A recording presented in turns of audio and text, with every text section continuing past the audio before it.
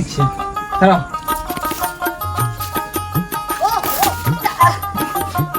ওইখানে একটা যে মন্দির দেখতে পাচ্ছ না, ওই যে মন্দিরটা বলছে, ওই মন্দিরটার সামনে কিন্তু ওই লক্ষিন্দর বেহুলার যে ভেলাটা ছিল, ওই ভেলাটা ওইখানে আটকে ছিল, ঠিক আছে। আর ওই কারণে কিন্তু ওইখানে একটা মন্দির তৈরি হয়েছে। অনেকেই বলতো যে এই নদীর মাটি করলে নাকি এখান থেকে সোনা বেরোতো, ওই জন্য এই নদীটার নাম দিয়েছে সোনার বাঁধ। Hello everyone, welcome back to another blog. Guys, আজকের ব্লগটা আমি বাড়ি থেকে নয়, বাইরে থেকে শ্যুট করছি।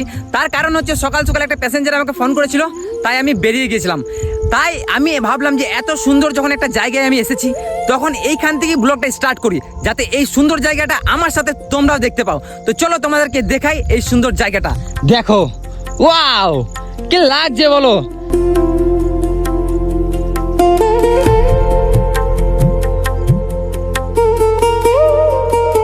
সত্যি বলতে ক্যামেরাতে যত সুন্দর লাগছে তার থেকে বেশি সুন্দর লাগছে আমি নিজের চোখে দেখছি যেটা, ঠিক আছে। দেখো কি সুন্দর লাগছে, চারিদিকে শুধু সবুজ আর সবুজ। দেখো ভীষণ ভালো লাগছে কিন্তু।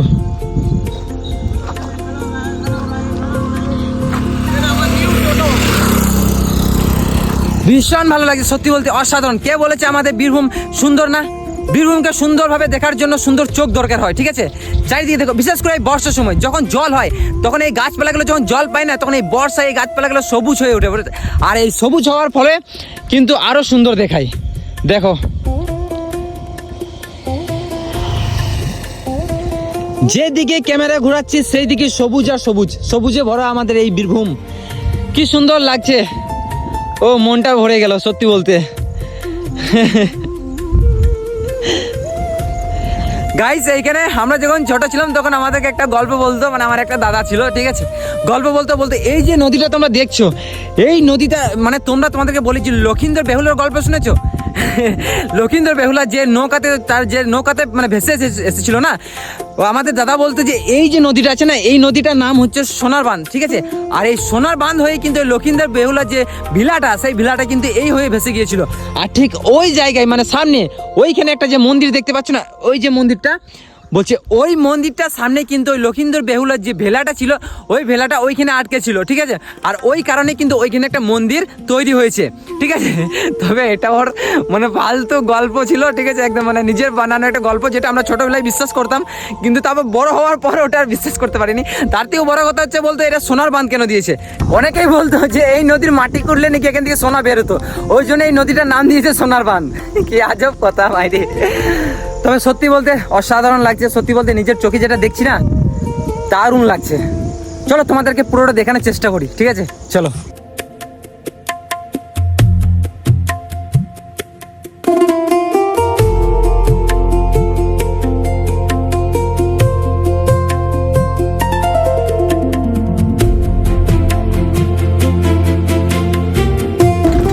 এই দৃশ্যটা দেখার পর আমার একটাই গান মনে পড়ছে, সেটা হচ্ছে ছাড়া ওই রাঙা মাটির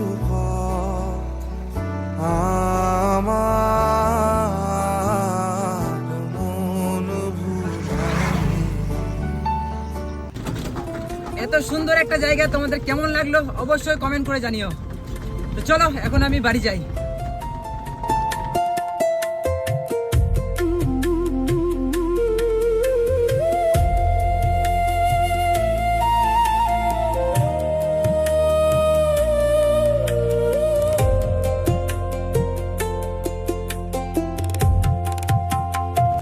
গাইস, এখন বাজে 2:30 আর আমি এইমাত্র টোটো নিয়ে বাড়ি এলাম।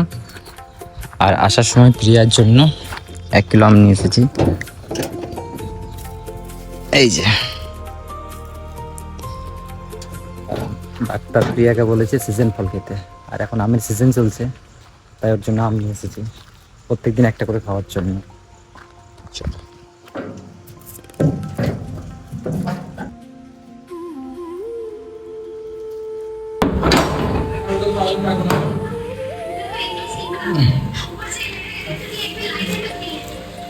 কি করে বলো তো? কি করে? লেবু, ভালো করে দেখো।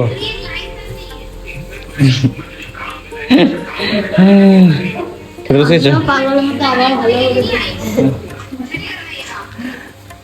মানে আমার প্রতি বিশ্বাস হারিয়ে ফেলেছি। আছে, তুমি বলছো মানে আছে। আচ্ছা খিচুড়ি নষ্ট হয়েছে। ফেলে দাও, নষ্ট করতে তো এক্সপার্ট। গাইস আজকে আমরা উড়াবো ঘুড়ি, ঠিক আছে? তার জন্য আমি দুটো ঘুড়ি কিনে নিয়ে এসেছি। এই যে দেখো, প্রিয়ার জন্য একটা আর আমার জন্য একটা। তুমি কোনটা নেবে? এটা হলুদ, ঠিক আছে। তো চলো এখন কি বলতো, এই বিকেলবেলাতে আমাদের দুবরাজপুরে প্রচুর পরিমাণে ঘুরে উঠছে, চারিদিকে ঘুরে উঠছে, শুধু আমরাই বাদ দিয়ে। তাই আমরা ভাবলাম যে না, আমরা কোনো বাকি থাকি, তো চলো আমরা ঘুরে নিয়ে চলে আসি। সেই জন্য আমরা দুটো নিয়ে চলে এসেছি, একটা পিয়ার জন্য একটা আমার জন্য। তো চলো উড়াবো, দেখবো। সমস্ত কিছু কমপ্লিট হয়ে গেছে, মানে এই যে ঘুড়িতে এই যে দড়ি বাঁধা আছে, ঠিক আছে? দড়ি বাঁধা হয়ে গেছে, এই যে লেজও বাঁধা হয়ে গেছে। এই দেখো লেজ, কত বড় লেজ করেছে, ওটা ছোট্ট একটা বড়, ঠিক আছে? দুটোতে তো লেজও বাঁধা হয়ে গেছে, এদিকে দড়িও বাঁধা হয়ে গেছে। তো চলো এখন একে উড়াবো, দেখি কত উপরে। আর আমরা অনেকগুলো দড়িও নিয়ে এসেছি। দড়িগুলো কই? এই তো এই দড়িগুলো, এটা আমরা নিয়ে এসেছি 4টা। হ্যাঁ, এটা 4টা নিয়ে এসেছি, তো অনেকটাই উপরে যাবে, ঠিক আছে? আর এই সুতোগুলো খুব শক্ত। তো চলো এখন আমরা ঘুড়ি উড়াবো। প্রথমে ঘুড়ি এই সুতোটা বেঁধে নিই, বেঁধে নেওয়ার পর, ঠিক আছে? চলো।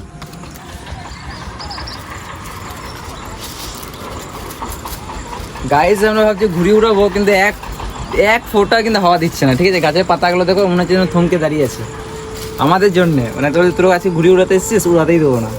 চল তোরা দেখি তোরা কীভাবে ঘুড়ি উড়াস আজকে। দেখো গাছের পাতাগুলো তো একদম নড়ছে না। আর অন্যদিন হটপটো করে এইগুলো তো তাল গাছগুলো তো একদম যা খুশি তাই করে আওয়াজ করে একদম। হাওয়া না দিলে উড়বেই না। এটা হাওয়াই তো দিচ্ছে না, তাহলে উড়াবো কীভাবে?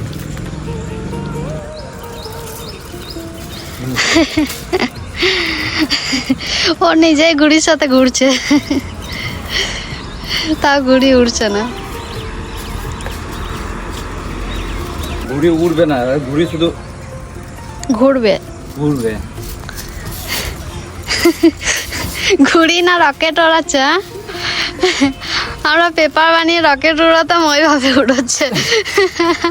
চলো উঠছে না, আলটু ঘুড়ি। হাওয়া দেবে তবে তো। দেখো গাছ একদম থমকে দাঁড়িয়েছে, গাছে পাতাই নড়ছে না।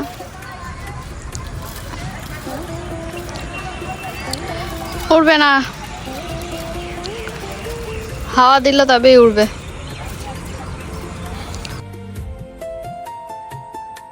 গাইস এখন আমি ঘুড়ি উড়াবো, দেখো কেমন টান। প্রিয়া বলছে টান দিতে জানো না, লাফেশন।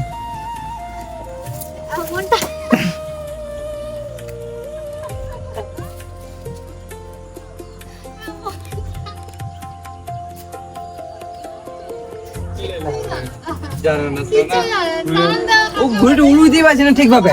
হ্যাঁ ওই টান দিতে না, আমার দোষ হয়ে গেল, টান দিতে না। ওইভাবে আমি টান দিতে দেখো তুমি আরো তোর বেশি স্পিড উঠবে, তুমি আরে উঠুন দেখো দ্বিতীয় চান্স, উঠে উঠবি দেখো।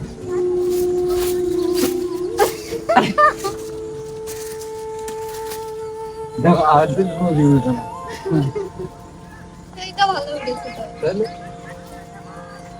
টান দিতে না, কি বলছি টান দিতে। দাঁড়াও 1 মিনিট দাঁড়াও।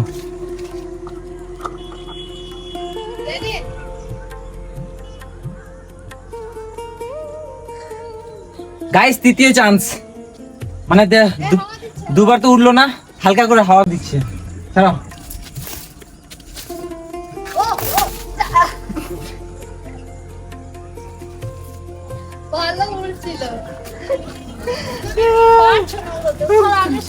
দেখো দেখো দেখো দেখো চিড়ে গেল। দেখো তুমি পারছো না যে, আমাকে দাও একবার, আমি সুতোটা উড়াই। আর আল্লাহ দেখো দেখো পিয়াস এই তো ছিঁড়ে গেছে তো, এই তো উড়বে দেখো ছিড়া উড়বে।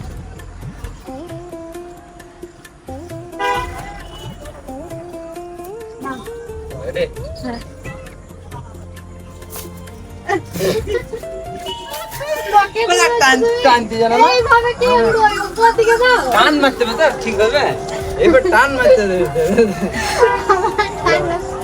আমার ডায়লগ কপি করা শুধু।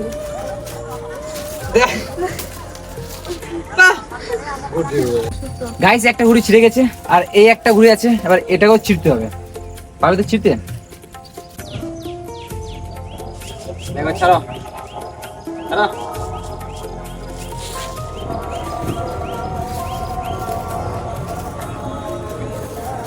লে কখন এনে দিলাম গুড্ডি দেখো শুধু উড়তে জানলে হবে না ঠিক আছে গুড্ডিটা যে উড়ে যেতে অন্য কোনো দিকে যদি যাইছে না সেই দিক থেকে ঘুরিয়ে আনার যে টেকনিক আমি বলি ঘুরিয়ে শুধু উড়োতে জানলে হয় না, এই দিক ওই দিক করে নিচে টেনে নিয়ে আসতে জানতে হয়।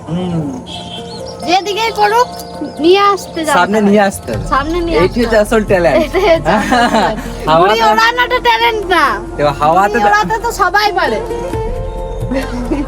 ঘুড়ি ঠিক সময়ে ঠিক টাইমে একদম নিজের কাছে টেনে আনতে পারে এমন ট্যালেন্ট থাকতে হবে। এ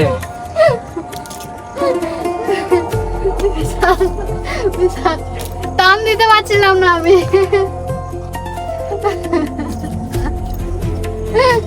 গাইস ঘুড়ি উড়ানোতে পিয়া ফার্স্ট মানে জিতে গেছে ওই জন্য পিয়া সেলিব্রেশন ফট